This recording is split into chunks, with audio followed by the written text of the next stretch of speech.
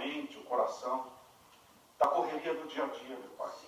Porque, como conversamos agora há pouco, meu Deus, correria para todo mundo, não é fácil para ninguém. Mas estamos reunidos aqui para aprender da Tua Palavra, para que nós nos tornemos capacitados pelo Espírito Santo a exercer o Teu chamado, a exercer, meu Pai, a nossa missão aqui nesta terra, que é termos a nossa salvação e também anunciarmos a Tua salvação a este povo. Pai querido e Pai amado, abençoa o nosso coração, abençoa cada vida que aqui está. É o que nós te pedimos, em nome do Senhor Jesus. E todos digam amém. Amém. Graças a Deus. Amém. Pode se sentar, irmão. Olha, gente, o estudo que a gente está fazendo não é um estudo teológico, né? Eu nunca fiz 1 minuto de aula de teologia na minha vida, então eu não posso dar um estudo teológico. Mas a gente pode falar da palavra de Deus, porque é o Espírito Santo que traz a revelação dela, amém? Amém. É um estudo que a gente busca, através do Espírito Santo, uma direção. Então, é espiritual, edificação, é conhecimento da vontade de Deus. A palavra de Deus ela é muito interessante, né? A gente aprende muita coisa com ela. Ela é interessante nos ensinos que ela nos traz, na história, né? Que a gente toma conhecimento do que aconteceu, nas suas leis e promessas. E alguns detalhes também que a gente aprende bastante. Por exemplo, a gente tem, se falar da Bíblia, falar de vida espiritual, a gente fala de fé. E quando fala de fé, se a gente lembrar de um personagem, de quem que a gente lembra? Que é o pai da fé. Abraão, né? Abraão é o nosso pai da fé. Como diz, lá, não precisa ver, se quiser anotar, Gálatas 3, versículo 6, diz assim: é o caso de Abraão que creu em Deus, e isto lhe foi imputado para a justiça. Sabei, pois, que os da fé é que são filhos de Abraão. Amém? Vamos pensar em Abraão um pouquinho. Abraão em fé, né? No que está ligado.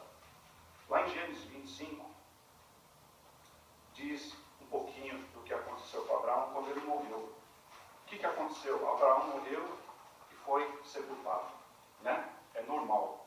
Com todo mundo é assim que acontece, né?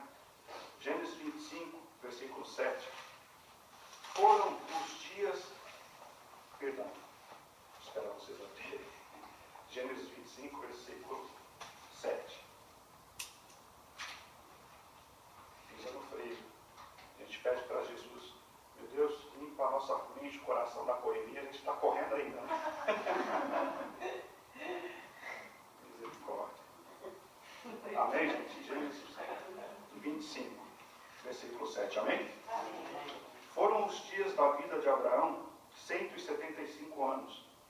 Expirou Abraão, morreu em ditosa velhice, avançado em anos, e foi reunido ao seu povo. Sepultaram Isaque e Ismael, seus filhos, na caverna de Macpela, no campo de Efron, filho de Zoar, o Eteu, fronteiro a Mamre. Amém? Então, ele, como pai da fé, ele foi sepultado, né? Mas, apesar dele ter sepultado, sendo pai da fé, a fé tinha que o quê? Continuar. Amém? A fé, ela nasce. A gente vai entendendo o raciocínio conforme esse andamento desse estudo de hoje.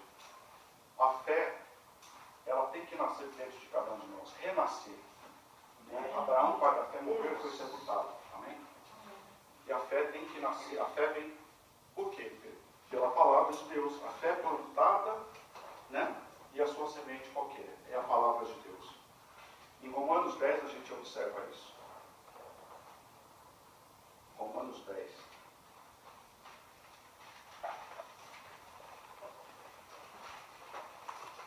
Dia, hora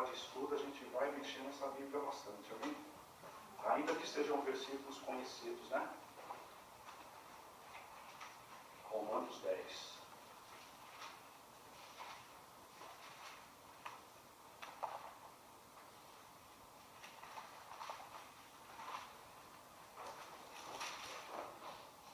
Amém? Versículo 17. E assim, a fé vem pela pregação, e a pregação pela palavra de Cristo.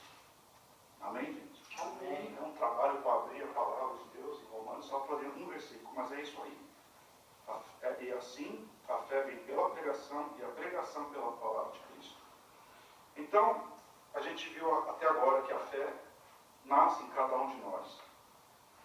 Né? Cada um tem a sua própria fé. É uma coisa individual. Né? A gente não vai falar aqui do tamanho da fé, quem tem mais ou menos fé. Né? O que a gente vai falar nesse ponto é que cada um tem a sua fé.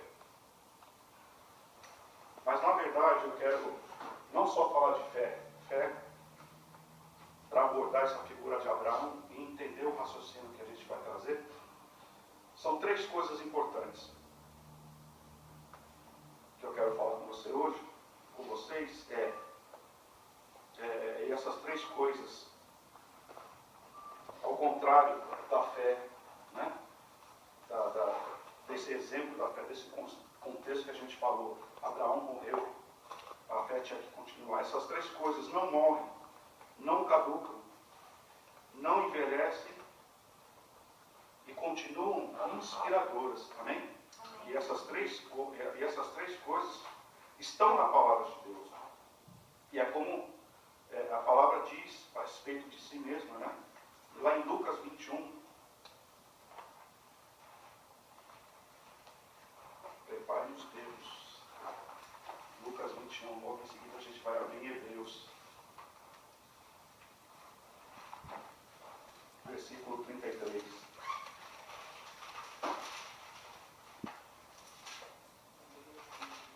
Não, Lucas 21. Versículo 33. Amém? Diz assim: passará o céu e a terra, porém, as minhas palavras não. Ou seja, a palavra de Deus não morre, não caduca, não envelhece e é inspiradora. Amém, gente? Lá em Hebreus 4.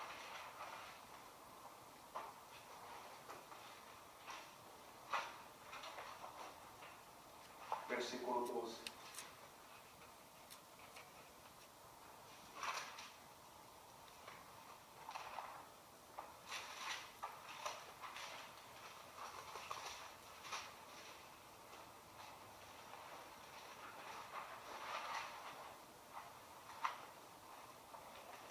Posso ler?